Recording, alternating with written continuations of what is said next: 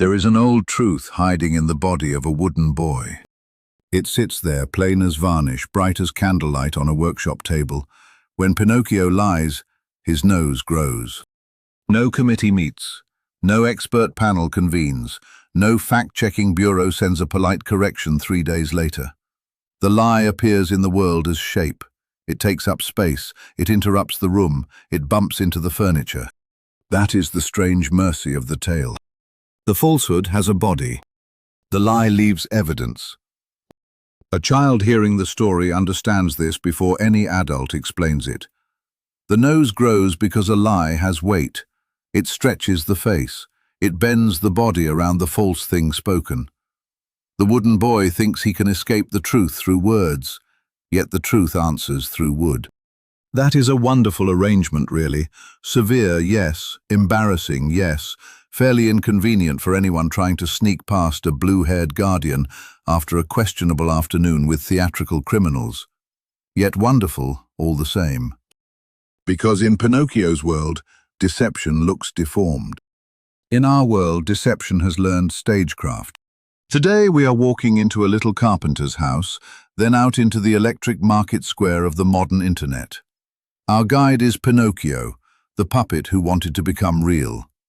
Our subject is deepfakes, those strange, artificial faces and voices that can make falsehood speak with a familiar mouth.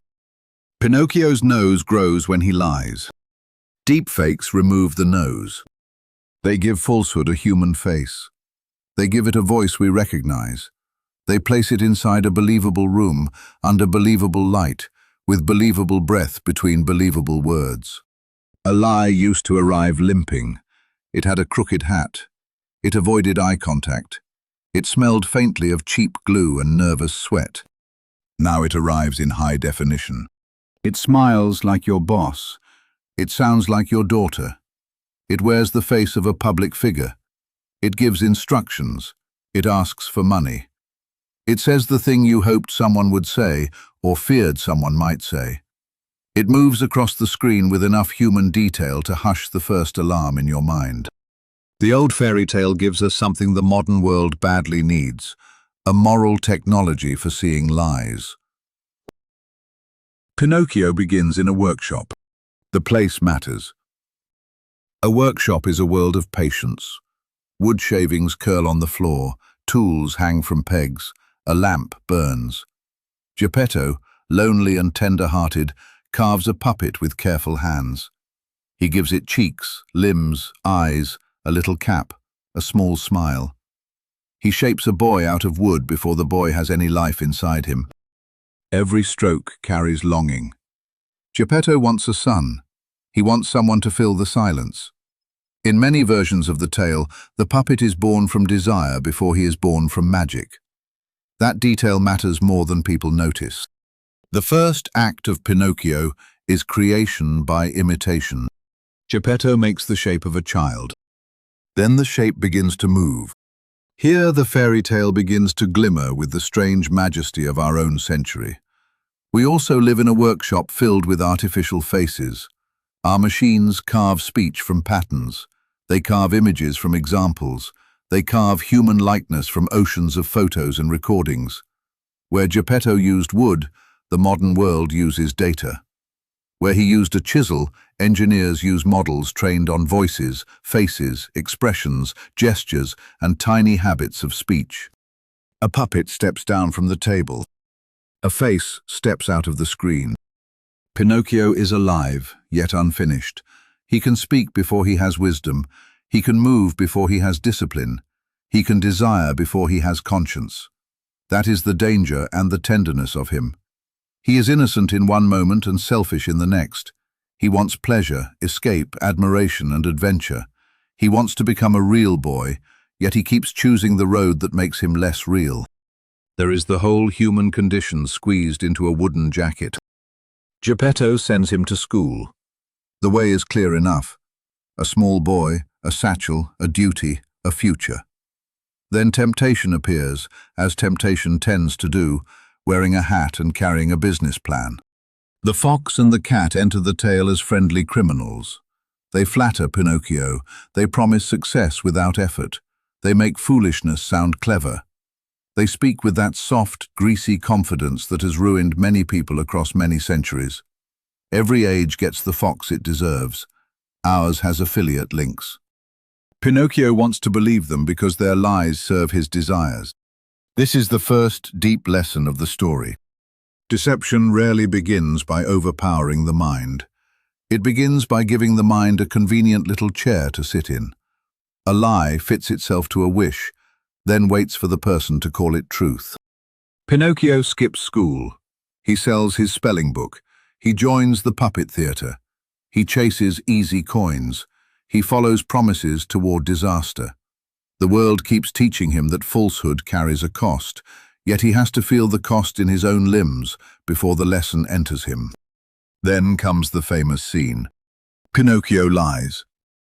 The fairy asks him where he has been. He gives excuses. One lie becomes another. The story tightens. The room grows still. Then his nose begins to stretch. It grows longer and longer, absurdly, publicly, beautifully. The nose becomes a measuring rod for falsehood. Each lie pushes it farther from his face. Soon he can barely turn around. Birds could land on the thing. A less compassionate fairy might hang laundry from it and call that a teaching aid. The point lands because the image is unforgettable.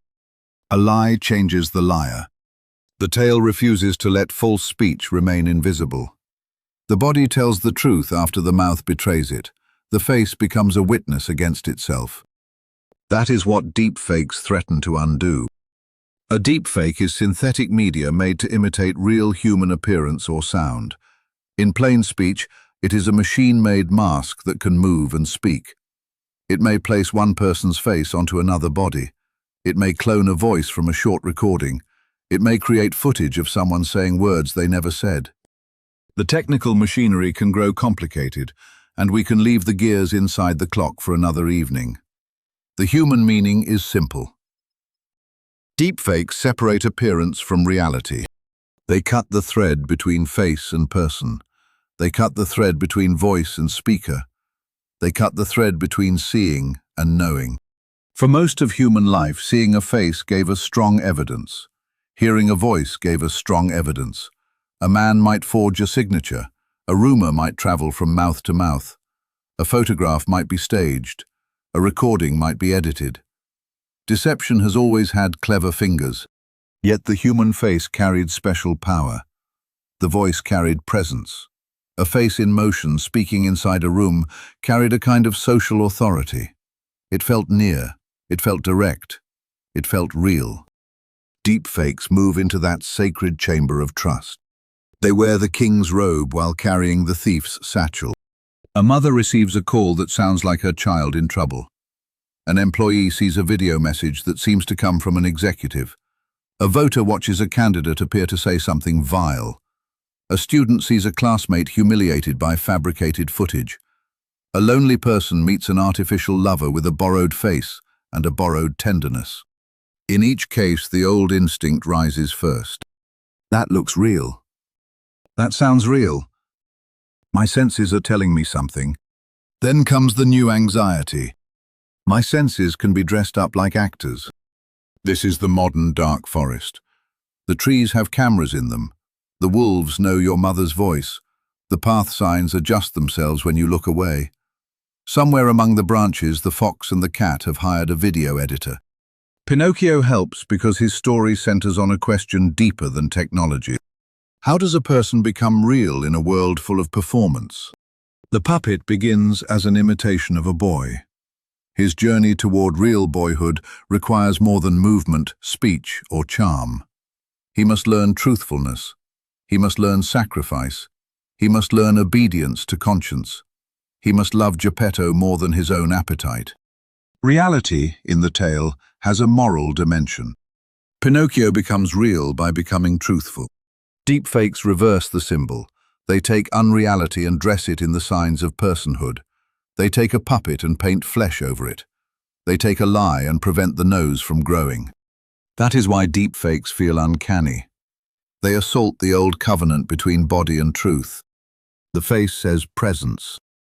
The voice says soul. The video says, Event. The deepfake says, perhaps. That single word can poison a public square. A society depends on shared ways of knowing. Families depend on trust. Business depends on verification. Friendship depends on the assumption that your voice belongs to you. Politics depends on the ability to argue over what happened. Courts depend on evidence. Journalism depends on records. Ordinary life depends on the boring miracle that most things are what they appear to be. Deepfakes make appearance easier to counterfeit. They also make truth easier to dismiss.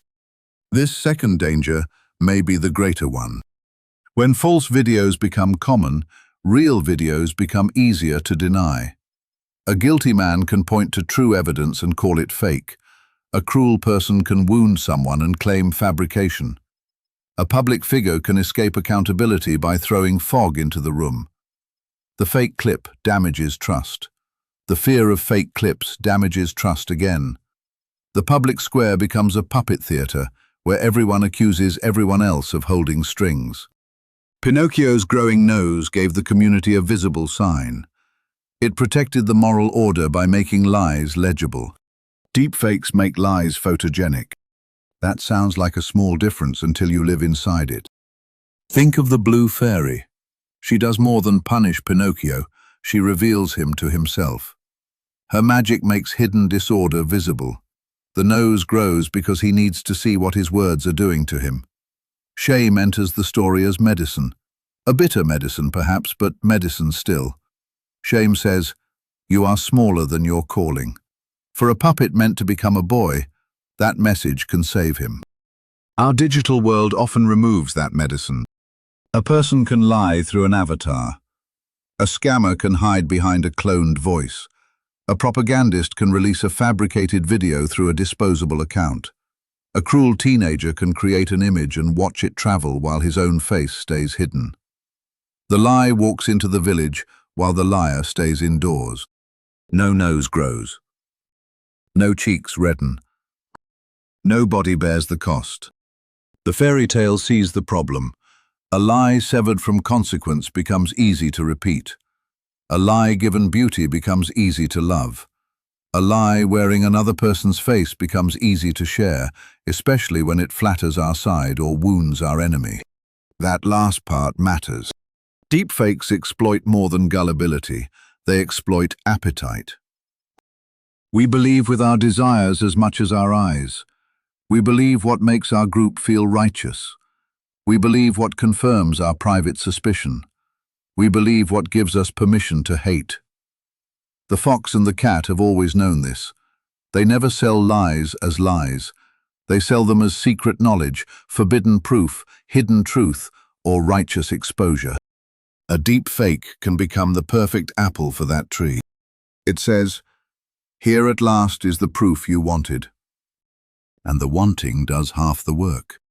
Pinocchio's tragedy begins when he prefers pleasant fiction to hard instruction. School represents the slow path toward maturity. The puppet show represents applause. The field of miracles represents money without labor. Pleasure Island represents freedom without responsibility. Every false promise leads him farther from Geppetto. Deepfakes lead us away from the Father's house in a modern sense. They pull us away from the disciplines that keep human life sane. Patience, verification, humility, face-to-face trust, and the willingness to slow down before judgment. They invite us into instant reaction. They reward panic. They reward outrage. They reward the person who shares first and thinks afterward.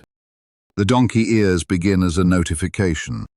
In the tale, Pleasure Island is terrifying because it gives boys exactly what they want. No school, no work, no adults, no correction. Noise, sweets, games, mess, smoke, laughter. Then the boys become donkeys.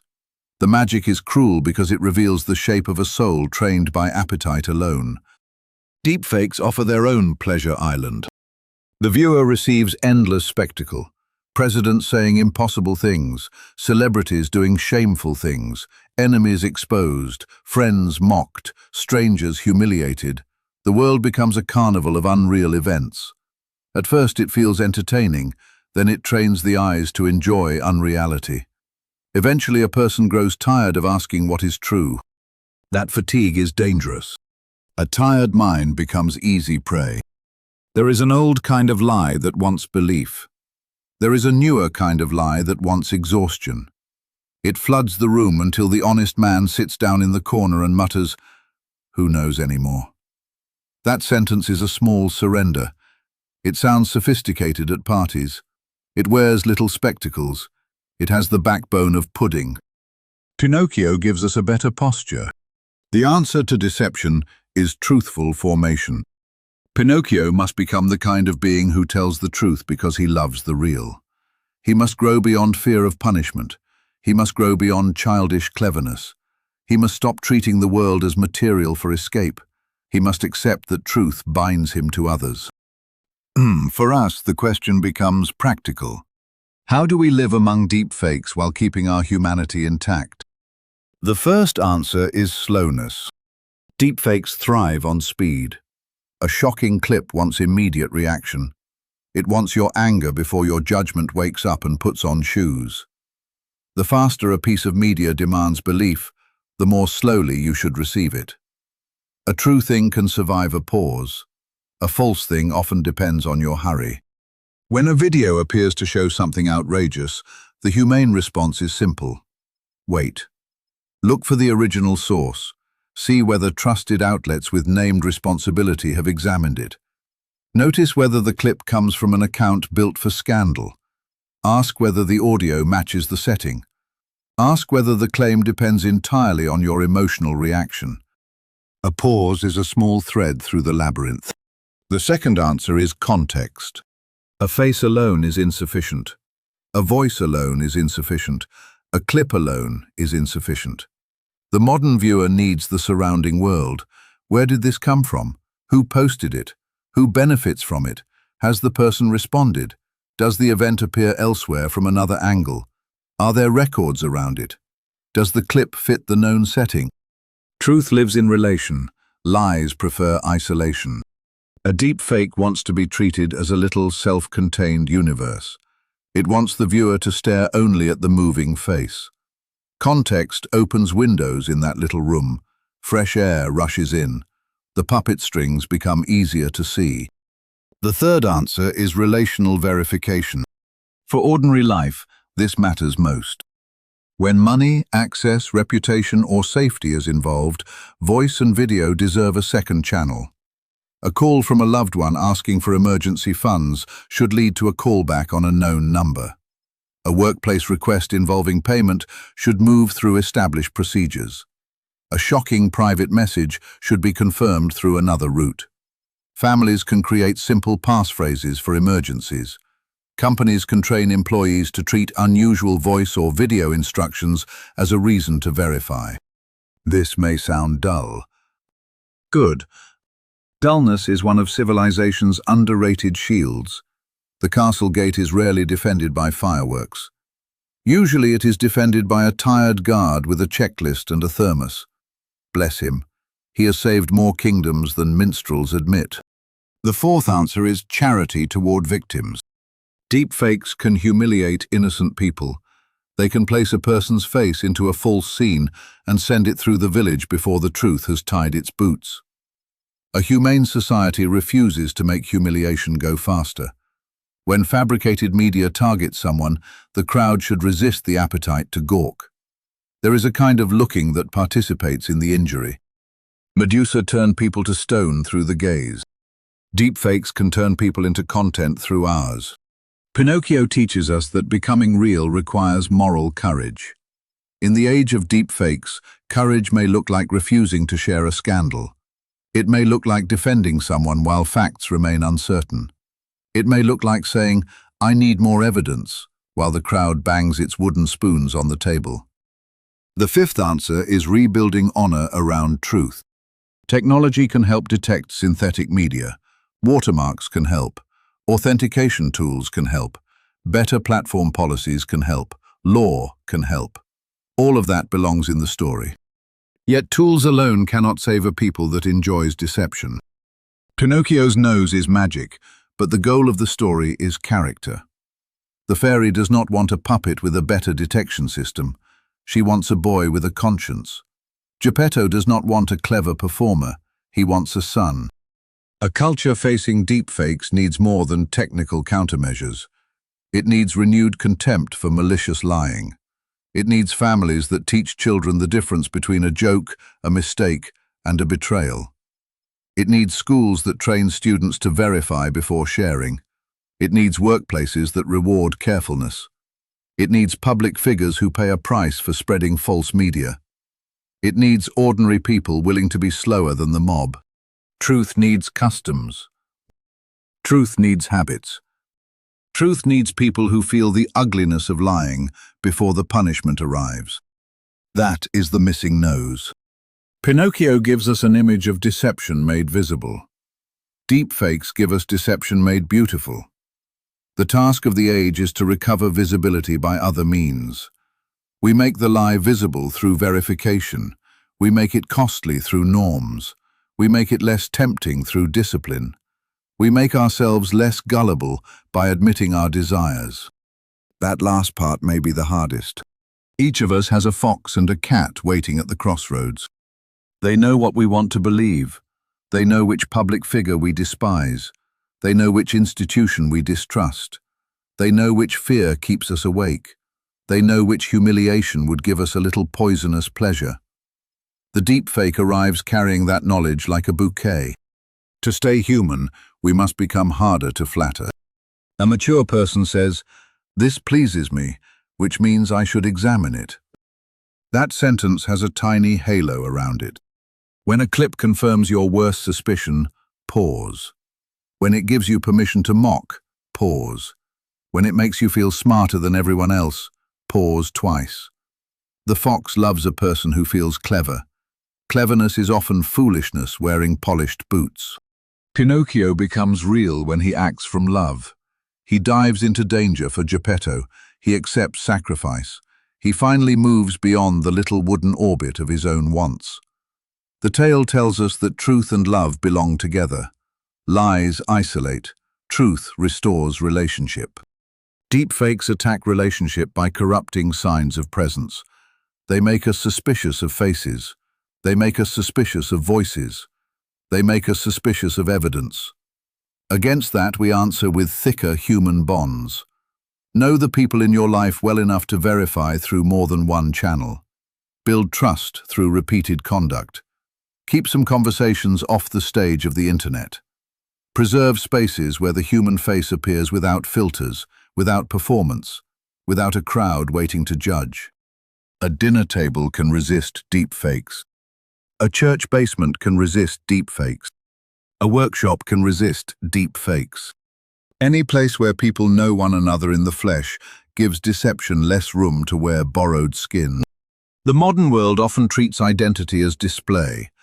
Pinocchio says identity is formation. A real boy is made through truth, duty, repentance, love, and courage. The puppet becomes real because he learns to belong to a moral order larger than his appetite. That is the lesson for us. The screen will grow stranger. The faces will grow smoother. The voices will grow warmer. The false rooms will gain better lighting. The little digital puppets will learn to blink at the perfect moment. Somewhere, a machine will produce a lie so polished that it could sit on a mantle and amaze the neighbors. Our response cannot be panic. Panic is another string. Our response is steadiness. We slow down. We ask where the media came from. We verify through another path. We refuse to spread humiliation. We teach children that the real carries duties. We accept the ancient burden of truthfulness in a world that has learned to counterfeit the face. Pinocchio's nose may seem childish at first, a silly image, a wooden boy caught in a lie. Yet the symbol contains a complete moral philosophy. Falsehood deforms the soul. Truth makes a person real. A world with deepfakes needs people who still believe both.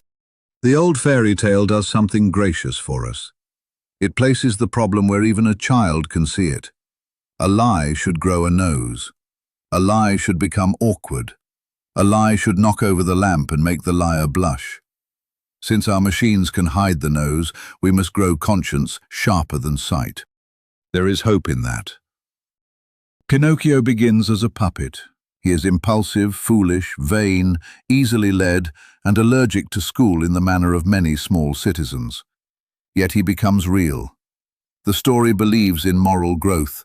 It believes a creature shaped by another's hand can awaken into responsibility. It believes love can draw a wandering child home. That is why the tale still matters in an age of synthetic faces. The age of deepfakes asks whether reality can survive imitation. Pinocchio answers that reality survives through people who love truth enough to become truthful themselves. So when the next impossible video crosses your path, picture the wooden boy standing under the fairy's gaze. Picture the nose that should be growing. Picture the room becoming crowded with the shape of a lie. Then pause. Let the cricket speak. Let the truth take its time. And if we can still do that, if we can still choose patience over panic, truth over spectacle, and the living face over the borrowed mask, then the workshop lamp has life in it still. The wooden boy can still come home. The human heart can still become real. The old carpenter can lift his lamp. The little room can brighten. The false masks can fall from the wall like dry leaves. And beyond the workshop door, past the road where foxes whisper and puppet stages glitter, the morning can open again with majesty. A grand world awaits.